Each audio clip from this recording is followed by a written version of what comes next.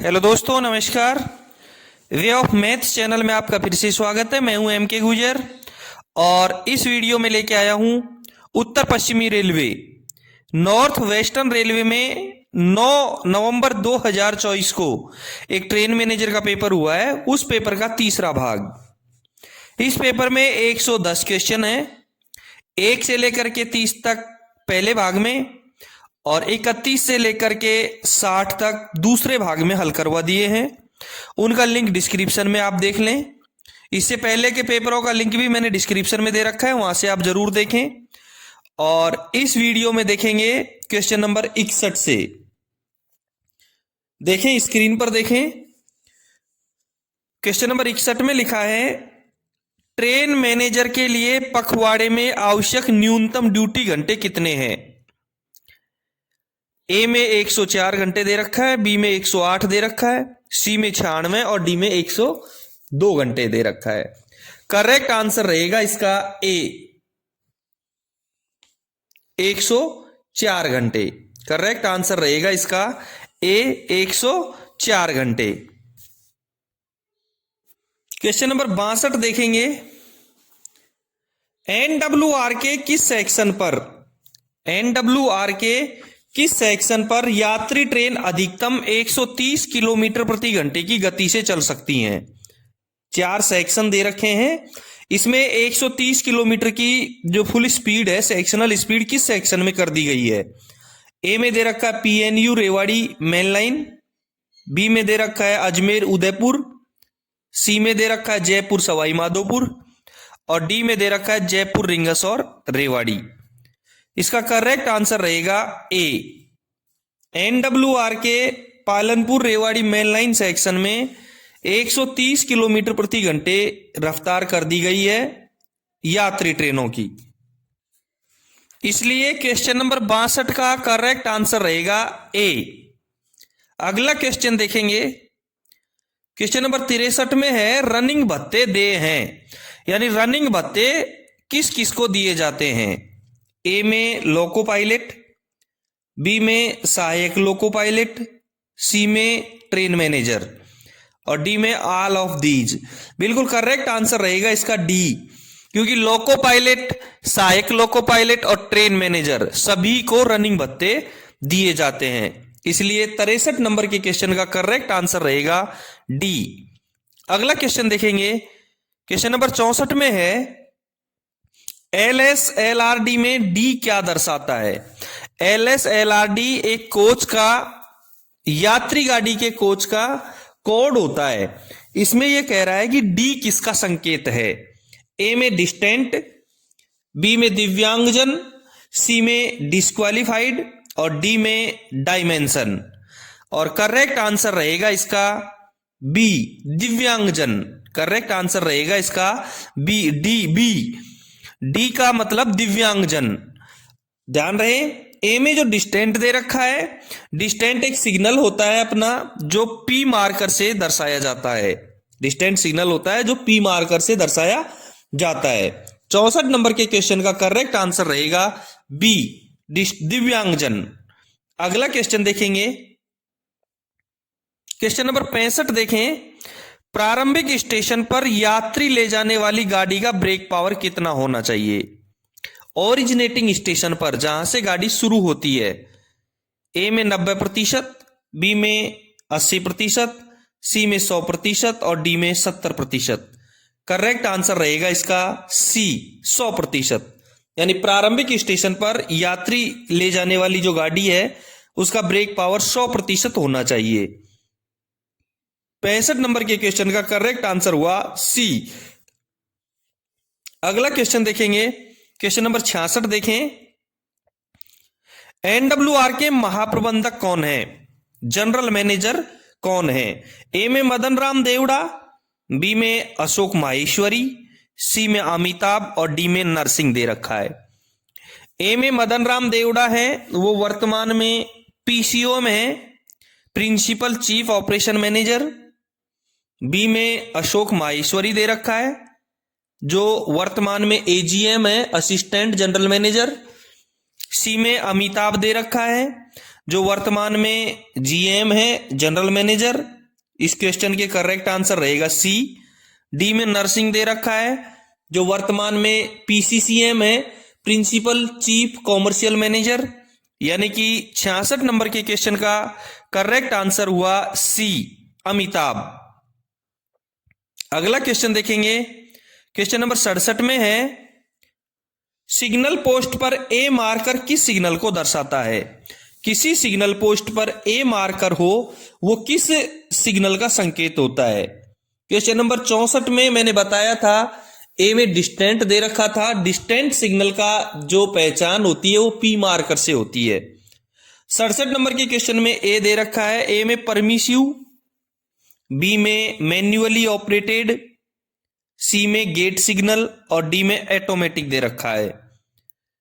ए में जो permissive signal है, परमिसिव सिग्नल पे पी मार्कर होता है और परमिसिव सिग्नल डिस्टेंट सिग्नल और वार्नर सिग्नल होते हैं। जो सहायक सिग्नल, जो परमिसिव सिग्नल होते हैं वो पी मार्कर से दर्शाए जाते हैं, यानी वार्नर और डिस्टेंट दोनों सिग्नलों पे पी मार्कर होता है। बी में दे रखा है manually operated signal. Manually operated signal पे जलने और बुझने वाला ए मार्कर होता है। जलने और बुझने वाला ए मार्कर होता है।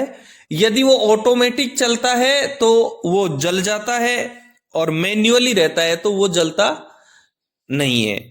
ठीक है। सी में गेट सिग्नल दे रखा है, गेट सिग्नल पर जी मार्कर होता है और डी में ऑटोमेटिक दे रखा है, ऑटोमेटिक ए मार्कर होता है। ऑटोमेटिक पर ए मार्कर होता है। 67 नंबर के क्वेश्चन का करेक्ट आंसर हुआ डी, ऑटोमेटिक। अगला क्वेश्चन देखेंगे, क्वेश्चन नंबर 68 में है, ब्रॉड गेज इंजन में फ्लैट टायर की अनुमेय सीमा क्या है? ब्रॉड गेज इंजन में फ्लैट टायर की अनुमेय सीमा क्या है? ए में 50 mm, बी में 40 mm, सी में 60 mm और डी में 30 mm दे रखा है। ब्रॉड गेज में इंजन या कोचिंग स्टॉक में जो फ्लैट टायर की सीमा है वो अधिकतम 50 mm है, इसलिए 68 नंबर के क्वेश्चन का करेक्ट आंसर रहेगा ए, 50 mm। ध्यान रहे, जब ब्रॉड गेज इंजन या कोचिंग स्टॉक में फ्लैट टायर की जो 50 mm या 50 mm से कम है या 50 mm है तो उस समय उसकी जो मैक्सिमम स्पीड है वो 20 किलोमीटर प्रति घंटे की होगी।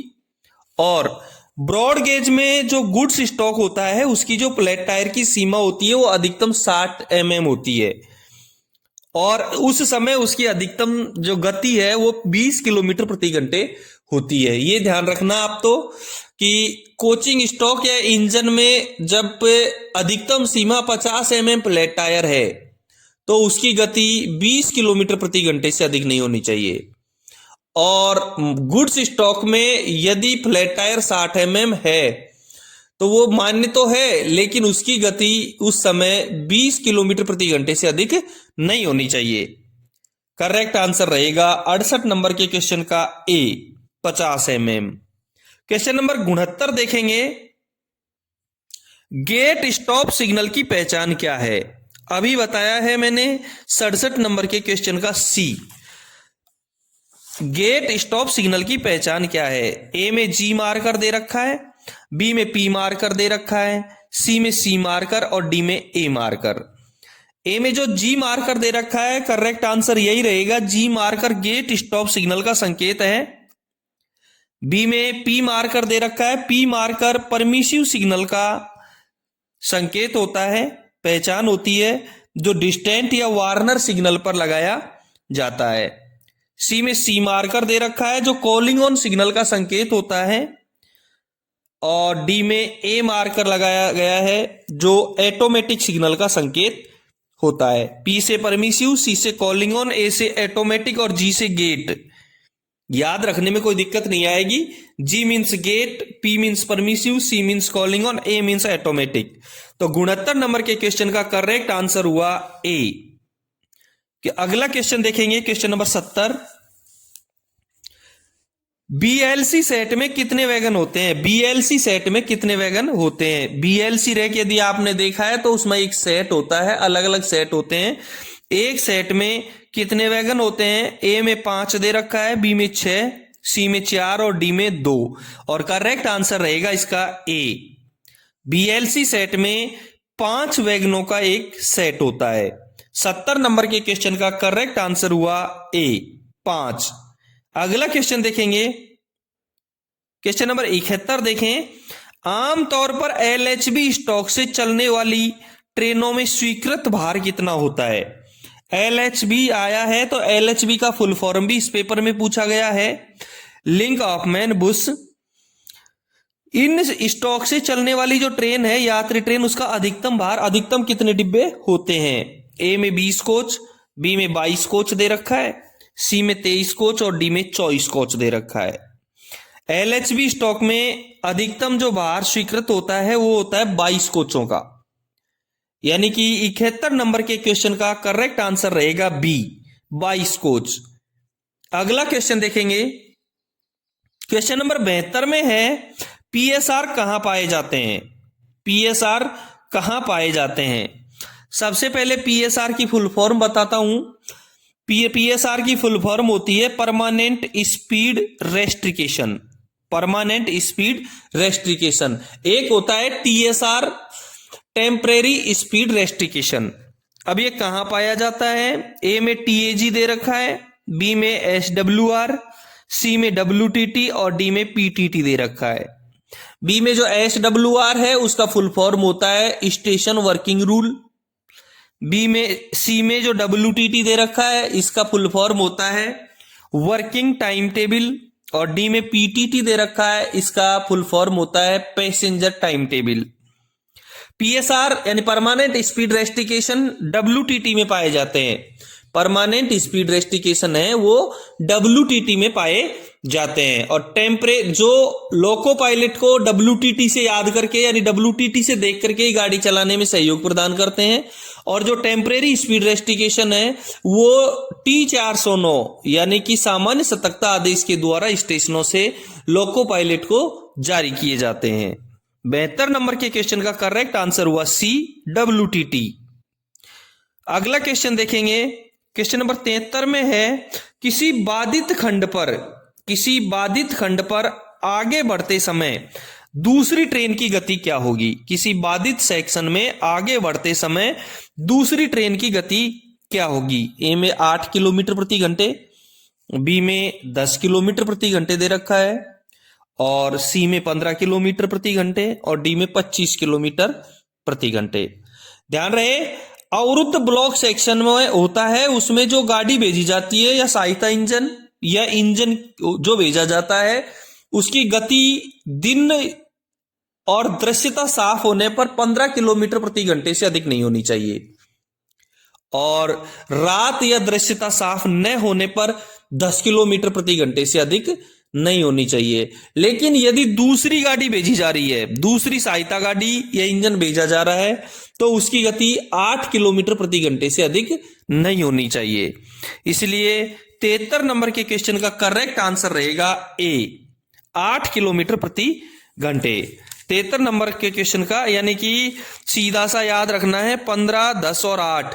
पहली गाड़ी दृश्यता साफ हो और दिन हो तो 10 किलोमीटर प्रति घंटे, 15 किलोमीटर प्रति घंटे, या दृश्यता साफ नहीं हो तो 10 किलोमीटर प्रति घंटे। और दूसरी गाड़ी की गति चाहे दृश्यता साफ हो चाहे दृश्यता साफ नहीं हो 8 किलोमीटर प्रति घंटे से अधिक नहीं होनी चाहिए। ठीक है, 73 नंबर के क्वेश्चन का करेक्ट आंसर हुआ ए, 8 किलोमीटर प्रति घंटे। क्वेश्चन नंबर 74 देखेंगे। क्वेश्चन नंबर 74 में लिखा है जहां तक संभव हो गरम धुरा वाली ट्रेन को कहां प्राप्त किया जाएगा? जहां तक संभव हो गरम धुरा वाली ट्रेन को कहां प्राप्त किया जाएगा? हॉट एक्सल वाली गाड़ी को कहां प्राप्त किया जाएगा? ए में लूप लाइन, बी में मेन लाइन, सी में साइडिंग और डी में नॉन ऑफ दीज, इनमें से कोई नहीं। सहायक नियम 4.29 के 1 के ग के 1 में साफ लिखा है। दोस्तों, मैं जो भी पेपर हल करवाता हूं NWR की GNSR मैनुअल बुक से देख करके हल करवाता हूं। यदि कहीं थोड़ा परिवर्तन मिले तो अपने डिवीजन या रेलवे का मैनुअल बुक आप एक बार जरूर देख लें। आप पढ़ रहे हैं उत्तर पश्चिमी रेलवे में 9 नवंबर 2024 को एक ट्रेन मैनेजर का पेपर हुआ है। उस ट्रेन मैनेजर के पेपर का तीसरा भाग। जहां तक संभव हो गर्म धुरा वाली ट्रेन को कहां प्राप्त किया जाएगा। सहायक नियम 4.29 के 1 के ग के 1 में साफ लिखा है कि जब स्टेशन मास्टर को गाड़ी के गर्म धुरा की सूचना मिले, हॉट एक्सल की सूचना मिले, तो वह जहां तक संभव हो गाड़ी को मेन लाइन पर लेगा। यदि स्टेशन मास्टर को पीछे से सूचना मिले कि गाड़ी में हॉट एक्सल है तो वो जहां तक संभव हो गाड़ी को मेन लाइन पर लेगा। लेकिन यदि मेन लाइन में लेने में वो असमर्थ है तो वो गाड़ी को लूप लाइन में लेगा। लेकिन जिस लूप लाइन में उसे लेना है उस पर लेने से पहले वो प्रथम रोक सिग्नल पर गाड़ी को बाहर ही रोकेगा। एक बार होम सिग्नल पर रोकेगा और गाड़ी जब स्टेशन या यार्ड में नियत लाइन पर आकर के रुक जाएगी तो यदि वहां मैकेनिकल स्टाफ है तो मैकेनिकल के CNW के SSC की स्टाफ की या फिर लोको पायलट द्वारा उसकी जांच की जाएगी और स्थिति परखी जाएगी, देखी जाएगी कि वो गाड़ी आगे आने के लायक है या नहीं है। उसके बाद ही उसको बढ़ाया जाएगा। ठीक है। 74 नंबर के क्वेश्चन का करेक्ट आंसर हुआ B, main line. Question number 75 देखेंगे। ब्रेक वाहन के बिना मालगाड़ी चलाने की अनुमति देने वाला प्राधिकारी कौन है। ब्रेक वाहन के बिना मालगाड़ी चलाने की अनुमति देने वाला प्राधिकारी कौन है। ए में दे रखा है PCOM, बी में दे रखा है DRM, सी में दे रखा है सीनियर DOM और डी में दे रखा है AOM। कोई भी गाड़ी सिवाय आपातकालीन स्थिति के ब्लॉक सेक्शन में बिना ब्रेक वाहन के नहीं भेजी जाएगी और बिना ब्रेक वाहन के मालगाड़ियां केवल अपरिहार्य परिस्थितियों में परिचालन आवश्यकताओं को पूरा करने के लिए चलाई जा सकती हैं। बिना ब्रेक वाहन गाड़ी चलाने की अनुमति प्रत्येक गाड़ी के लिए अलग अलग सीनियर DOM या DOM के द्वारा व्यक्तिगत रूप से दी जाएगी। इसमें सीनियर DOM दे रखा है, इसलिए 75 नंबर के क्वेश्चन का करेक्ट आंसर रहेगा सी। बिना ब्रेक वाहन के जो गाड़ियां चलेंगी उनके लिए कंट्रोल कार्यालय में एक रजिस्टर रखा जाएगा जिसमें इस गाड़ी से संबंधित विवरण जैसे दिनांक, गाड़ी संख्या, कहां से कहां तक और अंतिम वाहन संख्या तथा गाड़ी को बिना ब्रेक वाहन के चलाने का कारण का विशेष तरीके से उल्लेख किया जाएगा। 75 नंबर के क्वेश्चन का करेक्ट आंसर आपको मिल गया कि ब्रेक वाहन के बिना मालगाड़ी चलाने की जो अनुमति है वो सीनियर DOM के द्वारा व्यक्तिगत रूप से दी जाएगी। यानी 75 नंबर के क्वेश्चन का करेक्ट आंसर हुआ सी, सीनियर DOM। अगला क्वेश्चन देखेंगे। क्वेश्चन नंबर 76 में है भारतीय रेलवे पर यात्री गाड़ियों की अधिकतम गति क्या है। ए में 160 किलोमीटर प्रति घंटे, बी में 130 किलोमीटर प्रति घंटा, सी में 180 किलोमीटर प्रति घंटा और डी में 110 किलोमीटर प्रति घंटा दे रखा है। इसका करेक्ट आंसर रहेगा ए, 160 किलोमीटर प्रति घंटा। भारतीय रेलवे पर यात्री गाड़ियों की अधिकतम गति है वो है 160 किलोमीटर प्रति घंटे। 76 नंबर के क्वेश्चन का करेक्ट आंसर ए। अगला क्वेश्चन देखेंगे।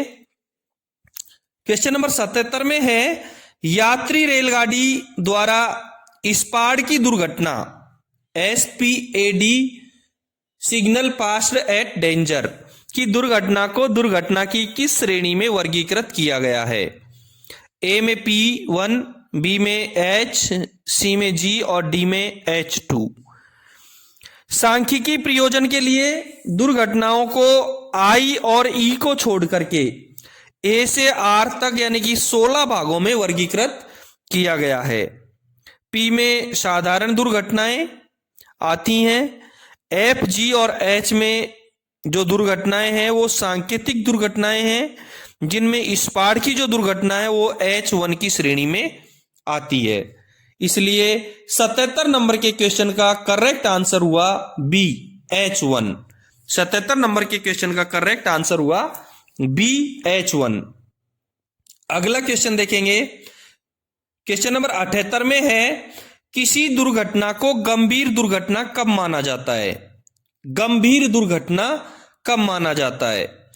ए में है यात्रियों के गंभीर चोट लगने पर, बी में है जीवन की हानि होने पर, सी में है रेल संपत्ति को 2 करोड़ से अधिक की हानि होने पर, और डी में है उपरोक्त सभी।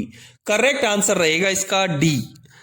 किसी दुर्घटना में यात्री को गंभीर चोट लगे, या जीवन की हानि हो जाए, या रेलवे संपत्ति की 2 करोड़ से अधिक की हानि हो, या जिसकी CCRS यानी मुख्य रेल संरक्षा आयुक्त या CRS यानी रेल संरक्षा आयुक्त से CRS द्वारा जांच करवाना अपेक्षित हो। जब ये सारे गुण हो किसी दुर्घटना में होंगे तो वो दुर्घटना गंभीर दुर्घटना मानी जाएगी। यानी यात्रियों को गंभीर चोट हो, या जीवन की हानि हो, या रेल संपत्ति को 2 करोड़ से अधिक की हानि हो, या CCRS या CRS की राय से CRS द्वारा जांच करवाना अपेक्षित हो। यदि इनमें से पाया गया है तो वो दुर्घटना को गंभीर दुर्घटना माना जाएगा। 78 नंबर के क्वेश्चन का करेक्ट आंसर हुआ डी। अगला क्वेश्चन देखेंगे। क्वेश्चन नंबर 79 देखें। ट्रेन मैनेजर को 1 महीने में 30 घंटे का आवधिक विश्राम दिया जाना चाहिए। यानी कि कितनी बार? ए में 4 बार, बी में 3 बार, सी में 2 या डी में 1। और करेक्ट आंसर रहेगा 79 नंबर के क्वेश्चन का करेक्ट आंसर रहेगा ए। ट्रेन मैनेजर को 1 महीने में 30 घंटे के 4 आवधिक विश्राम दिए जाने आवश्यक हैं। उत्तर आएगा इसका ए, 4। अगला क्वेश्चन देखेंगे। क्वेश्चन नंबर 80 में है, संटिंग के लिए क्या प्राधिकार है? संटिंग प्राधिकार का नंबर क्या है? बहुत बार आ चुका है ये क्वेश्चन। ए में T511 दे रखा है, बी में T409, सी में T806 दे रखा है, और डी में T3693 दे रखा है। ए में T511 दे रखा है। T511 सिग्नल रहित लाइन से गाड़ी चलाने के लिए दिए जाने वाला प्राधिकार होता है, और बी में T409 दे रखा है। T409 सामान्य सतर्कता आदेश होता है। सी में T806 दे रखा है।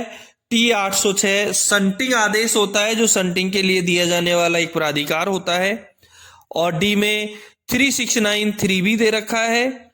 ऑन अथवा खराब स्थिति में रोक सिग्नल को पार करने का प्राधिकार T3693 भी होता है।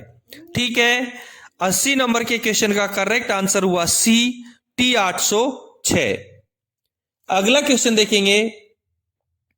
क्वेश्चन नंबर 81 में है, सी क्लास ओडीसी चलाने की अनुमति देने का अधिकार किसे है? सी क्लास ओडीसी चलाने की अनुमति देने का अधिकार किसे है? ए में दे रखा है PCOM, बी में दे रखा है CFTM, सी में CRS दे रखा है, और डी में सीनियर डियोम। ए में PCOM दे रखा है, जिसकी फुल फॉर्म होती है principal chief operation manager. B में CFTM दे रखा है, जिसकी फुल फॉर्म होती है chief freight transportation manager. C में CRS दे रखा है, जिसकी फुल फॉर्म होती है कमिश्नर ऑफ रेलवे सेफ्टी, और सीनियर डीओम आप जानते ही हैं। सी क्लास ओडीसी का नाम आते ही मैं आपको ओडीसी का फुल फॉर्म भी आता है, बता देता हूं। Over dimension consignment. Over dimension consignment 3 प्रकार के होते हैं। ओडीसी 3 प्रकार की होती है, ए क्लास, बी क्लास और सी क्लास ओडीसी। ए क्लास ओडीसी की जो गति है वो सेक्शनल गति होगी, सेक्शनल स्पीड होती है, जो सेक्शन की होती है वो स्पीड ए क्लास ओडीसी की रहेगी। दूसरा, ए क्लास ओडीसी की गति सेक्शनल रहेगी।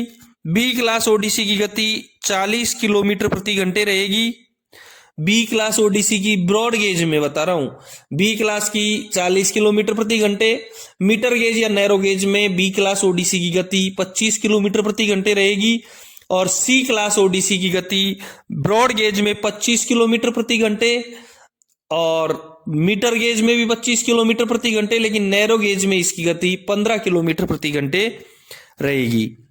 ए क्लास ओडीसी का परमिशन है वो डिवीजन में चलेगी तो डीआरएम के द्वारा दिया जाएगा, और इंटर डिवीजन या इंटर रेलवे जाएगी तो पीसीओम के द्वारा दिया जाएगा। बी क्लास ओडीसी की परमिशन है वो डिवीजन के अंदर रहेगी तो डीआरएम के द्वारा दी जाएगी, यदि इंटर डिवीजन और इंटर रेलवे चलेगी तो पीसीओम के द्वारा दी जाएगी। और सी क्लास ओडीसी की परमिशन है वो केवल और केवल सीआरएस के द्वारा दी जाती है। ए क्लास ओडीसी दिन और रात दोनों में चलाई जा सकती है, सेम बी क्लास ओडीसी दिन और रात दोनों में चलाई जा सकती है। कंपनी रहेगी एसएससी सीएनडब्ल्यू टीआई और सेक्शनल पीडब्ल्यूआई के साथ, और सी क्लास ओडीसी केवल दिन में ही चलाई जा सकती है। आपको उत्तर मिल गया। 81 नंबर के उत्तर क्वेश्चन का करेक्ट आंसर रहेगा सी क्लास ओडीसी की जो अनुमति है वो सीआरएस के द्वारा दी जाती है। अगला क्वेश्चन देखेंगे, क्वेश्चन नंबर 82 में है संपूर्ण सेवा काल के दौरान कितनी बार अवकाश नकदीकरण दिया जा सकता है। अवकाश नकदीकरण लीव इन एनकेसमेंट कितने बार लिया जा सकता है। ए में 5 बार, बी में 6 बार, सी में 3 बार और डी में 4 बार दे रखा है। करेक्ट आंसर रहेगा इसका बी, 6 बार। अवकाश नकदीकरण पूरे सेवा काल में 6 बार लिया जा सकता है। 2 वर्ष के अंतराल का होना आवश्यक है। प्रत्येक जो लीव एनकेसमेंट है उसके बीच में 2 साल का गैप होना आवश्यक है। ठीक है, 82 नंबर के क्वेश्चन का करेक्ट आंसर हुआ बी, 6 बार। अगला क्वेश्चन देखेंगे, क्वेश्चन नंबर 83 देखें। रेलवे बोर्ड स्तर पर यातायात विभाग का सर्वोच्च अधिकारी कौन होता है। रेलवे बोर्ड के स्तर पर ऑपरेटिंग डिपार्टमेंट का सबसे बड़ा अधिकारी कौन होता है। ए में एमटीआरएस, बी में एमओबीडी, सी में दे रखा है मेंबर इंफ्रा और डी में दे रखा है मेंबर फाइनेंस। ए में एमटीआरएस दे रखा है, ये होता है member of traction and rolling stock, वर्तमान में ब्रजमोहन अग्रवाल हैं। Member of traction and rolling stock ये ऑपरेटिंग का नहीं होता है, ट्रैक्शन और रोलिंग स्टॉक का होता है, जो वर्तमान में है ब्रजमोहन अग्रवाल। बी में दे रखा है MOBD, member of operations and business development, बिल्कुल ऑपरेटिंग डिपार्टमेंट का होता है। एमओबीडी ऑपरेटिंग डिपार्टमेंट का सर्वोच्च अधिकारी होता है, जो वर्तमान में है हितेंद्र मल्होत्रा। सी में दे रखा है मेंबर इंफ्रा, ये इंफ्रा का होता है और वर्तमान में है नवीन गुलाटी। और डी में दे रखा है मेंबर ऑफ फाइनेंस, जो फाइनेंस का होता है और वर्तमान में है रूपा श्रीनिवासन। 83 नंबर के क्वेश्चन का करेक्ट आंसर हुआ बी, ऑपरेटिंग डिपार्टमेंट का चीफ होता है रेलवे बोर्ड स्तर पर MOBD, member of operations and business development, और वर्तमान में है हितेंद्र मल्होत्रा। अगला क्वेश्चन देखेंगे, क्वेश्चन नंबर 84 में लिखा है कि कोई भी नया रेलवे कर्मचारी जो वर्ष के मध्य में सेवा में शामिल होता है उस वर्ष के लिए कितनी आकस्मिक अवकाश का हकदार होता है, यानी उसको कितनी सीएल मिलेंगी। ए में लिखा है उसकी वास्तविक अवधि के अनुपात में, बी में लिखा है देय अवकाश को आधी संख्या, और सी में लिखा है पूर्ण रूप से देय अवकाश। करेक्ट आंसर रहेगा इसका सी।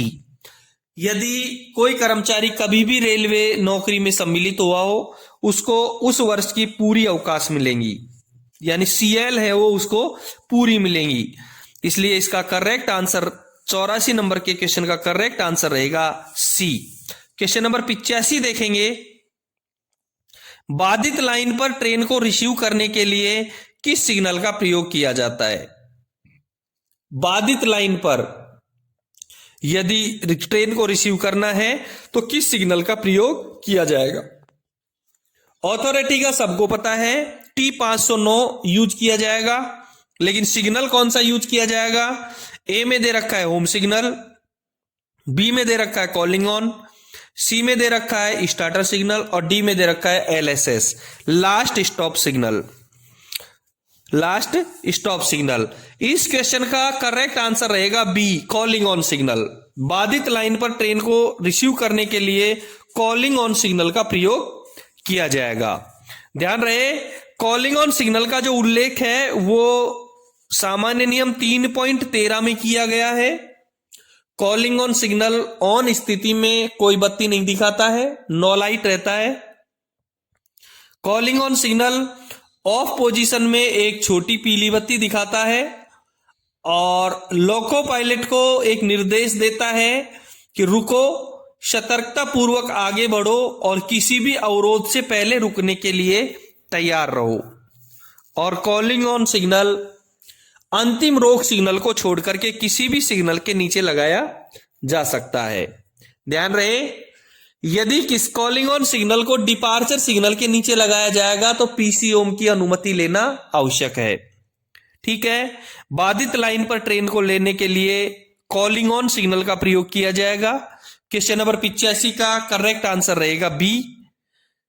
अगला क्वेश्चन देखेंगे, क्वेश्चन नंबर 86 में है एलएचबी पेंट्री कार को मैकेनिकल कोड क्या है।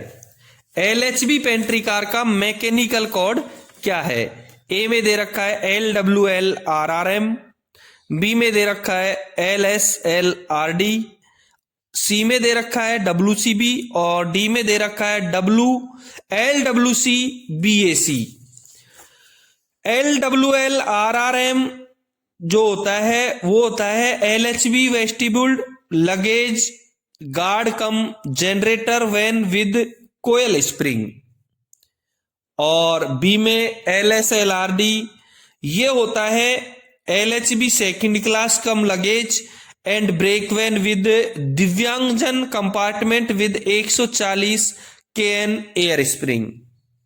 और डी में जो दे रखा है LWCBAC ये होता है LHB vestibule AC hot buffer car with coil spring. यानी करेक्ट आंसर रहेगा इसका डी, पेंट्री कार का LWCBAC।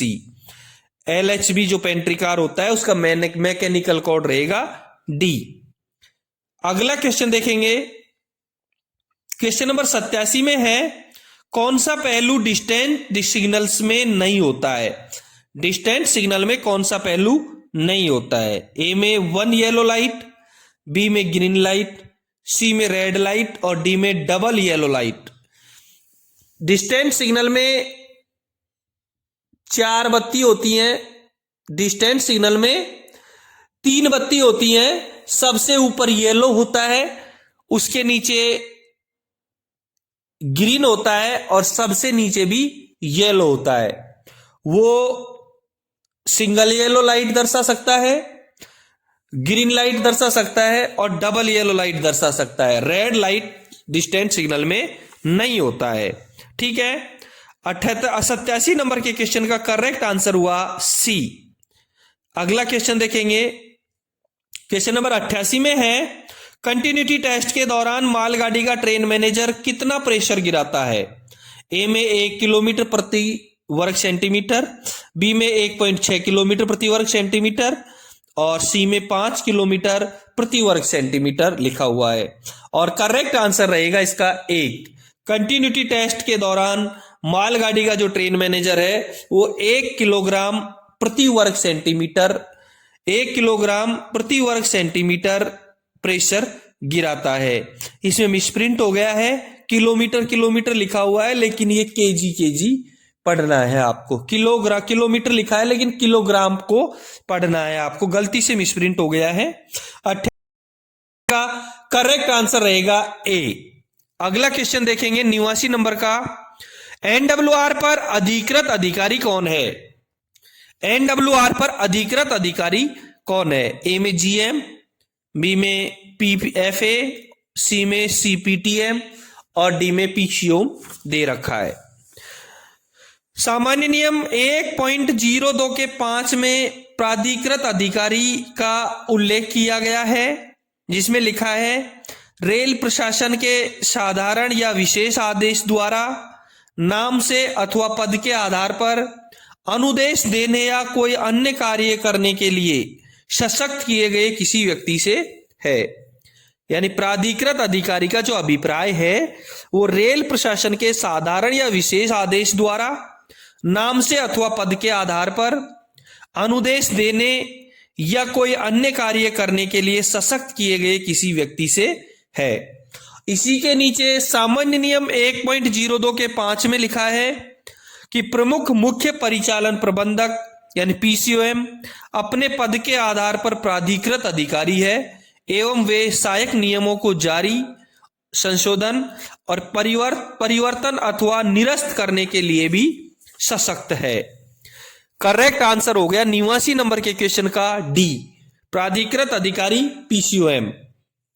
अगला क्वेश्चन देखेंगे, premium air brake rack is invalid when, खाली जगह वैगन इज अटैच्ड या डिटैच्ड, यानी प्रीमियम एयर बैग रैक का जो बीपीसी है वो इनवैलिड हो जाता है। Brake rack is invalid, air brake rack invalid हो जाता है, उसकी बीपीसी इनवैलिड हो जाती है कब, जब कितने वैगन अटैच या डिटैच करोगे। ए में 4-8 व्हील वैगन यानी कि 8 व्हीलर जो वैगन है वो 4, बी में 8 व्हीलर वैगन, सी में 2 और डी में 5 दे रखा है। करेक्ट आंसर होगा इसका ए। यदि 8 पहिए वाले 4 वैगन यदि आप अटैच या डिटैच करोगे तो प्रीमियम एयर बैग का जो रैक है वो इनवैलिड माना जाएगा। 90 नंबर के क्वेश्चन का करेक्ट आंसर हुआ ए। दोस्तों ये था उत्तर पश्चिमी रेलवे में 9 नवंबर 2024 को एक ट्रेन मैनेजर का पेपर हुआ है, उस पेपर का तीसरा भाग, जिसमें क्वेश्चन नंबर 61 से लेकर के 90 तक हल करवा दिए हैं।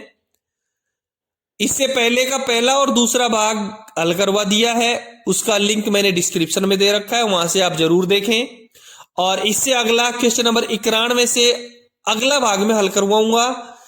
फिर मिलते हैं अगले वीडियो में क्वेश्चन नंबर 91 के साथ में। धन्यवाद।